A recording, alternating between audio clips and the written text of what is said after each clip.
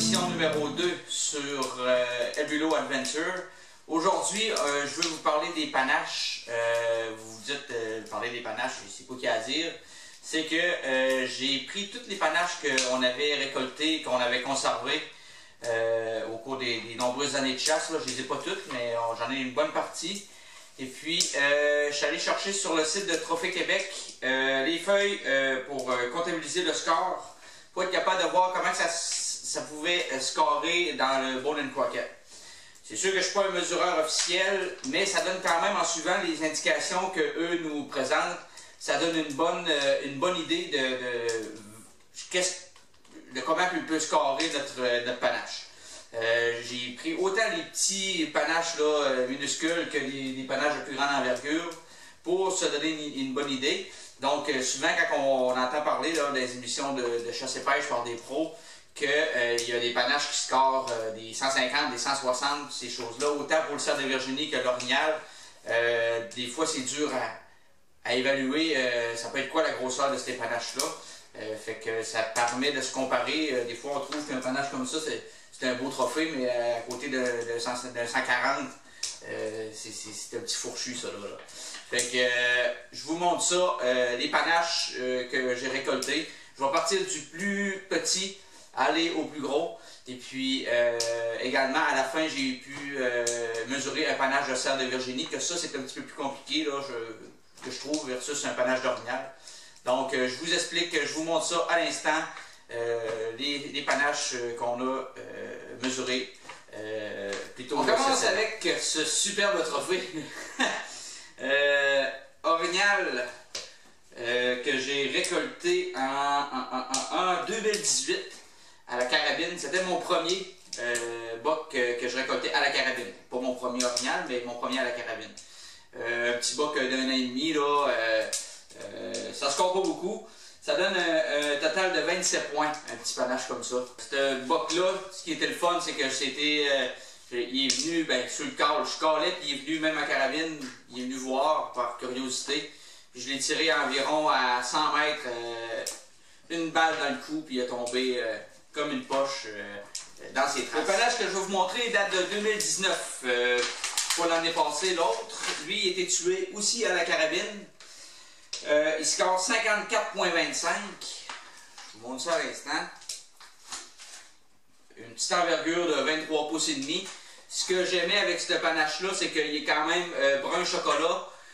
Puis j'aime bien la drop pin en avant là, qui versus l'autre côté qu'il n'y en a pas. C'est sûr que ça fait perdre des points, mais c'est ce que je trouve spécial de ce panache-là. Sa drop pin et sa couleur.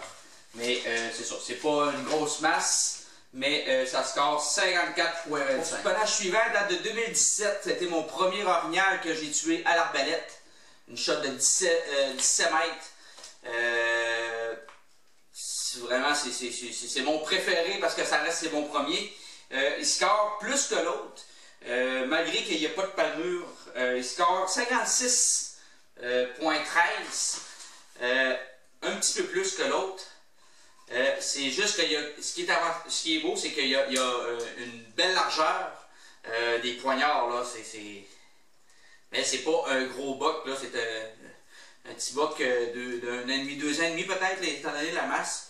Mais c'est ça, le fait que c'est mon premier boc à l'arbalète. Et puis, ce que j'aime, c'est sa largeur. Là, ça donne une bonne idée versus la flèche. Il donnait pas loin de 29 pouces quasiment là, en largeur. Ensuite, ce panache-là, il score 65 points. Il n'est pas large, il est spécial par contre. C'est un boc que mon père a tué à la carabine en 2013. Ce boc-là, il quand même, on voit que là, il y a une ramure spéciale, là, des espèces de pommes avec des poignards bizarres en avant. Ce qui est beau, il y a une drop pin ici sur le côté là qu'on peut voir. C'est ça, lui il score 65, 27 pouces de large. C'est sûr que les palmures lui donnent un peu plus de points. C'est sûr qu'il y a beaucoup de pins qui ne comptent pas, mais ça reste que c'est un beau boc qu'on avait récolté à carabine. Cette année-là, on avait de la misère. Ça faisait plusieurs années qu'on tuait tout le temps les premières journées. On était rendu le vendredi, puis notre troisième partenaire de chasse était parti, lui. Puis il avait pris une journée de congé de chasse. Tanné de chasser. Nous autres, ben c'est ça, c'est qu'on a le soir, ben ça a donné qu'on a vu ce buck-là. Il a été tué à la même place où j'ai tué mon buck cette année. Quasiment environ à 100 pieds à côté. Panache suivant, là on commence à monter. Ça se trouve être celui de cette année que j'ai tué à l'arbalète. Comme je disais, au même spot que celui précédent. Lui, il score 91. C'est un buck qui fait quasiment 36 pouces de panache. Le fait que je l'adore, c'est que, me veux pas, c'est mon premier vrai buck d'importance avec des palmeux qui ont du bon sens. Et puis, c'est ça. Fait que c'est le buck de cette année, tué arbalète en 2020. 91. Ok, ce buck-là, quand on la regarde versus l'autre, moi personnellement j'aime mieux le mien, mais on peut voir la largeur qui est beaucoup plus imposante. C'est sûr que le fait qu'il y en a un qui est tué, lui il était tué à carabine un peu plus tard en saison, alors que le mien était à l'arbalète, donc les pointes, moins de chances qu'il soit cassé. Ça a été tué par mon père. Ça, si vous pouvez le voir sur la chaîne YouTube dans la vidéo où c'est mon frère qui filme.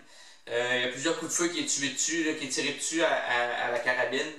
Ce buck-là, il score un petit peu plus que lui. Il score 92 3/4. Tué à la carabine en 2010, qui était abattu. Donc, ça demeure quand même le panache qui score le plus dans ma maison. Mais lui d'en haut, c'est mon préféré parce que je trouve que c'est le plus beau. Puis, il n'est pas endommagé versus celui-là qu'il a eu un peu la vie dure.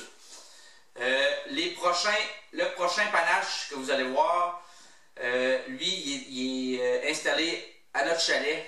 Ce panache-là, il a été récolté à la carabine, si je ne me trompe pas, par mon père sur la pourvoirie Nicolas Rioux, autour de 2006-2007, je crois.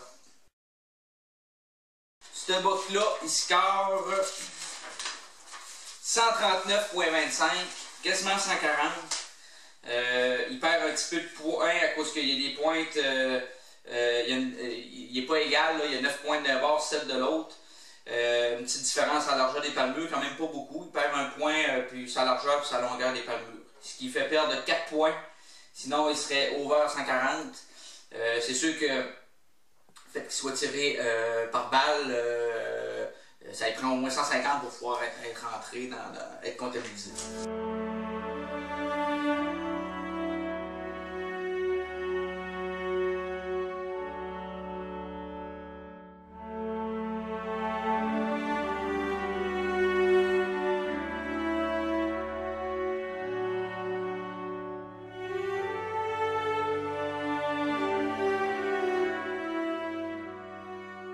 Le panache que je vous montre, c'est un buck tué à l'île d'Anticosti en 1992 à la carabine.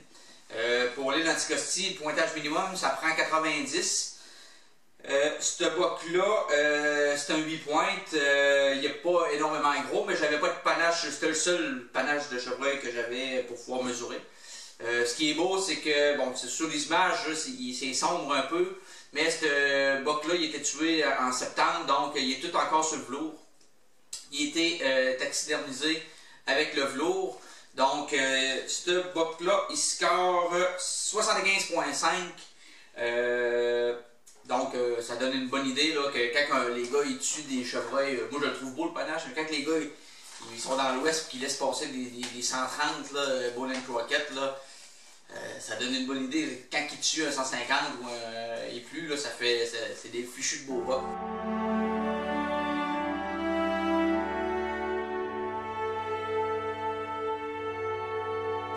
Donc, c'est ce qui conclut ma partie panache que je voulais vous montrer. Les fiches pour remplir les scores, ça ressemble un petit peu à ça. Ils sont disponibles sur le site de Trophée Québec, que ce soit pour l'ours, que ce soit pour l'orignal ou le cerf de Virginie. Donc, ces fiches-là sont disponibles. Il y a toutes les instructions, comment mesurer. Également, idéalement, c'est sûr que pour que ce soit officiel, ça vous prend un mesureur officiel. Vous allez aller, il va aller vous chercher chaque millième de point. Surtout si vous tuez un trophée qui mérite d'être dans le livre des records. Pour terminer, n'hésitez pas à venir vous abonner sur notre page YouTube, également que sur notre page Facebook sur LBO Adventure. Et profitez-en pour aller signer votre nom pour le groupe Unis pour la faune, afin de nous aider à améliorer les cheptels de notre gibier et améliorer la faune au Québec.